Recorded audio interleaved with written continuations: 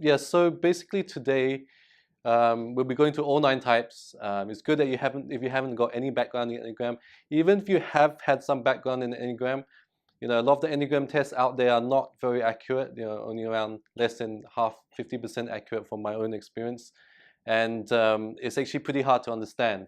So I've drawn on the wall the 2 different Enneagrams here. So you've got original Enneagram on the left and the process Enneagram on the right. Um, so when you're bored of me talking, you can always stare at the wall, and I know you're not daydreaming, or maybe I think you're just doing some analysis on the wall. So I'll talk a little bit about that later. We'll come to that, but it's just there for you to have an idea of what's to come. Because of the lines, you'll move around a lot. So basically, today's talk is the Enneagram and love. The Enneagram has many uses, and some of you have come across it in business, coaching, therapy, and so on. And at the heart of it, though, is about being receptive to receiving love and knowing how to give love and being more receptive to giving love. So the Enneagram details 9 specific ways in which people block themselves off from receiving and giving love, and block themselves off from receiving love and intimacy. And really, that's what today's talk's about. It's about kind of working with yourself and knowing how you may block off in your own behaviors, you may block yourself off from receiving and giving love. So scientific studies have shown that a negative emotion is 10 times, it holds 10 times more energy than a positive emotion.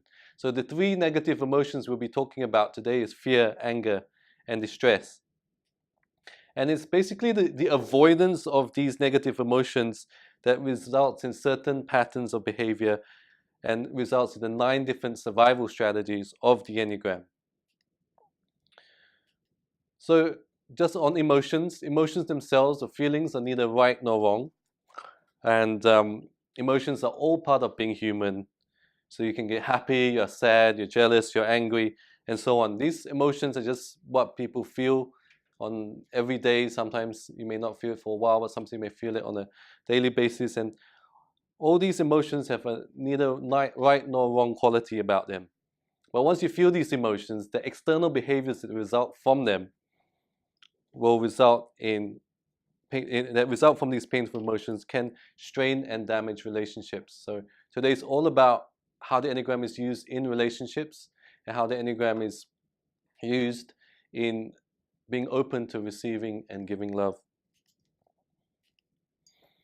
So what you will see today in the later half of this presentation, the stress behaviors you see they're no one's fault, and no one is to blame for acting a certain way. So what happens is automatic strategies of each of these types is how we go about operating in the world. And it's the way that all mammals survive in the world. So this presentation will look at all of the different 9 types and all the behaviors that result from the different 9 types. So okay, look at the cat on the right here.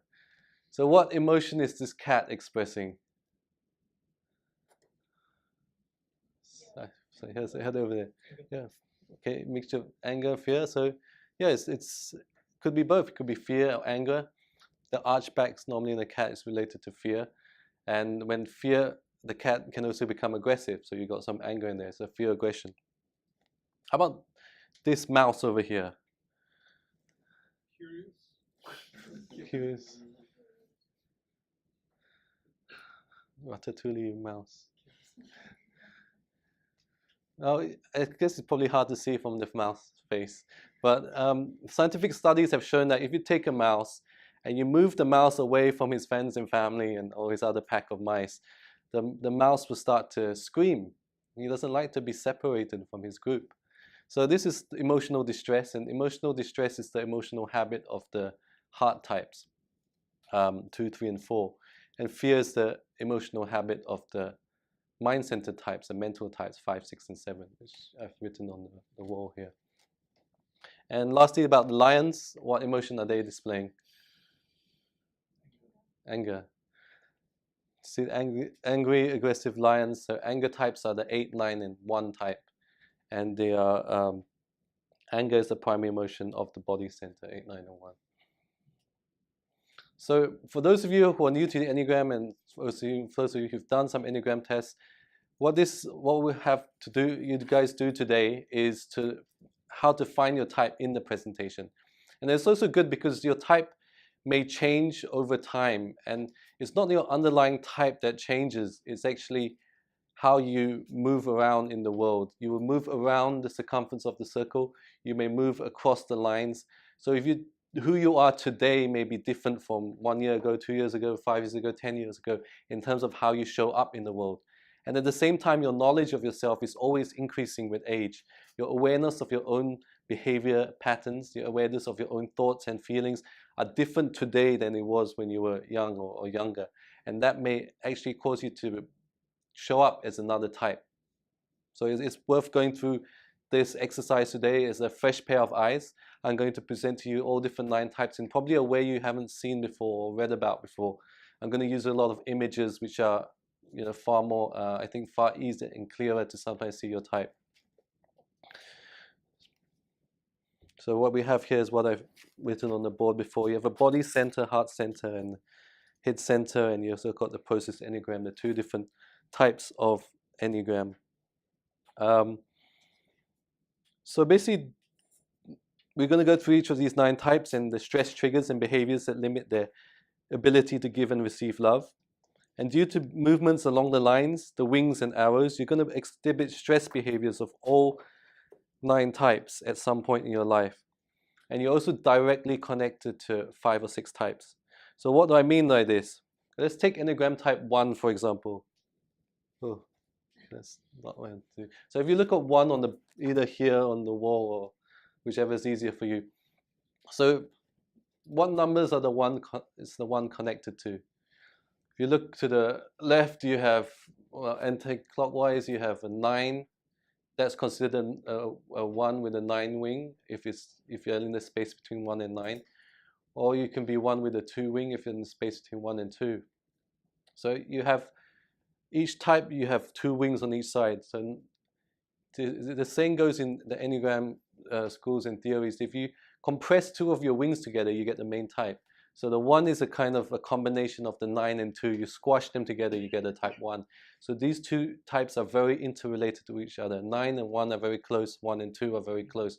So it's very easy to be positioned around the circumference of the circle, whereby you are in a space, you're not sure whether you're like 1 wing 2 or 2 wing 1. That's very common.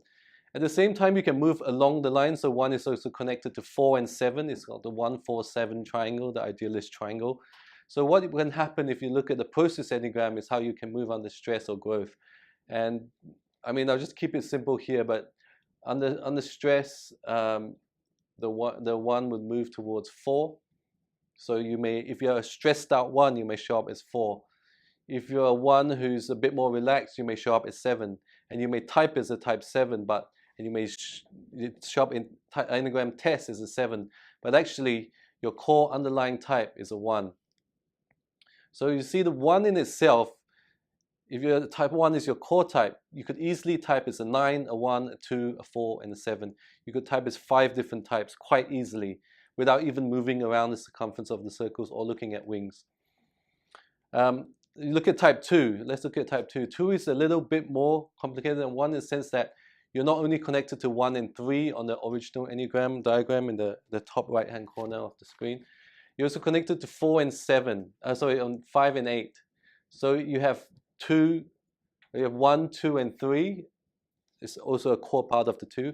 And you have a 5 and an 8, which is a core part of the 2. But if you flip across to the process Enneagram, which is how you function in everyday life, a 2 under stress goes to 8. And you also got under growth, it goes to 4. So you've got an additional line to 4 there if you're type 2. So not in the 1, you could be a combination of 5 types. If you're type 2, you could actually a combination of 6 types, which you could easily show up in stress behaviors of 6 types very easily because you're connected to all these types by just 1 line. So therein lies one of the biggest challenges and difficulties in using the Enneagram, because you could easily show up at either of the 6 points. You may not know which is your core point, And eventually, once you work with the system long enough, you will have to learn how to integrate all 5 and 6 different types out of your core type structure in order to be more balanced and complete as an individual and reduce those stress behaviors which you may manifest. Okay, so in all 9 types, no one type is better than another. All types, as you will see today, have their own strengths and weaknesses. There's no point wishing you're another type, because if you're a type, you have to deal with those weaknesses too and those stress behaviors. And it's fine if you do manifest those, and you can easily do, but they will all have something that other types or other people don't quite like in them. So all these types will do stress behaviors and cause them problems in relationships. But why are there only 9 types, you say? Well, yeah, naturally everyone is unique and is a wonderful individual. And you are much, much more than your type. But nonetheless, there are patterns of behavior that exist in human interactions. And these 9 types, my own teachers have been doing interviews with them for over 40 years. They've interviewed thousands of people all around the world, Asia, US, Europe, Australia, and so on. And these thousands of interviews have confirmed the existence of these 9 types. And so there's pretty strong scientific anecdotal evidence that there are only 9 main types.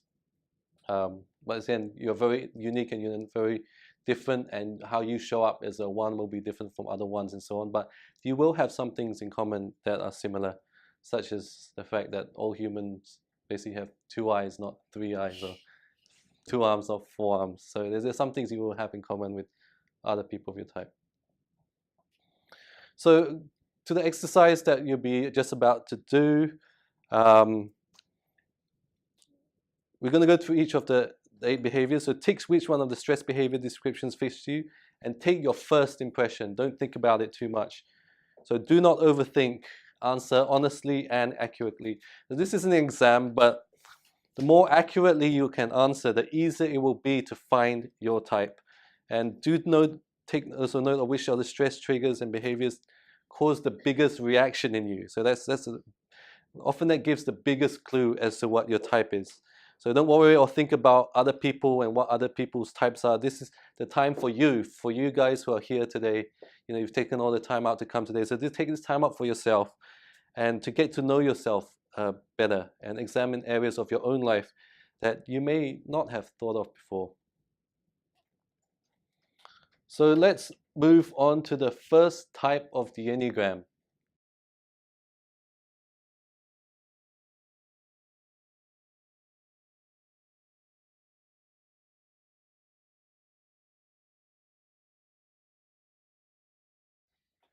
Thanks for sticking with it. So just a brief summary of where we've gone. We've gone around the whole circle, and what does this Enneagram all mean? So basically the Enneagram shows 9 ways that human beings go about surviving in the world, and how they get their needs met, and how they receive love, acceptance, and belonging. And in case you're wondering, research from neuroscience shows that these patterns are formed at a very early age, a very, very young age, from when you're just born to the first few years. It's why you see things a certain way. And in a relationship, it's why your partner will see things a completely other different way. If you've seen from all the 9 types just now, they all struggle with very, very different behavioral patterns, which you may completely not understand if that's not your type. So both of you have an equally valid point of view in a relationship. And you both have an equally valid way of seeing the world. And you both have a perfectly rational explanation for your actions. It's probably why relationships are the hardest thing in the world to do, because you and someone coming from a completely different angle, trying to understand thoughts and feelings and actions and behaviors, they come from a completely space in the Enneagram diagram. So everyone has specific triggers, and we went through all 9 types and we looked at all the different stress triggers of the 9. And when someone is under stress, as you've seen, it doesn't make them the most pleasant person to be around. And under stress behaviors the very same type structures give rise to patterns of behaviors that limit an individual's ability to give and receive love at home and at work. So you've gone through all 9 types, and every one of you has marked some of the behaviors down. And so what you find is that everyone will demonstrate stress behaviors of more than one type. As I explained at the beginning, you're connected to at least 5 or 6 different types, whether on your wings or arrows or stress points or triangles. So you may move around an enneagram and exhibit certain stress behaviors that are of certain types. So you can't change the behaviors of others. You can only change the behavior of yourself. You can only control your behavior and your response to others. So as you experience from the presentation, hearing about your own stress behavior patterns is not easy, and it can be hard to stomach. But acknowledging them and being aware of what they are is the start to positive transformation. So it's worth sticking with it and accepting your strengths and your weaknesses. And finally, to be more open to giving and receiving love, you need to be able to reduce and eliminate these stressful behaviors in your own life that are acting as obstacles to love. And understanding how different people work is the key to developing compassion, not just for yourself, but for others as well. So what we'll do right now, I'll give you a chance to tally up your scores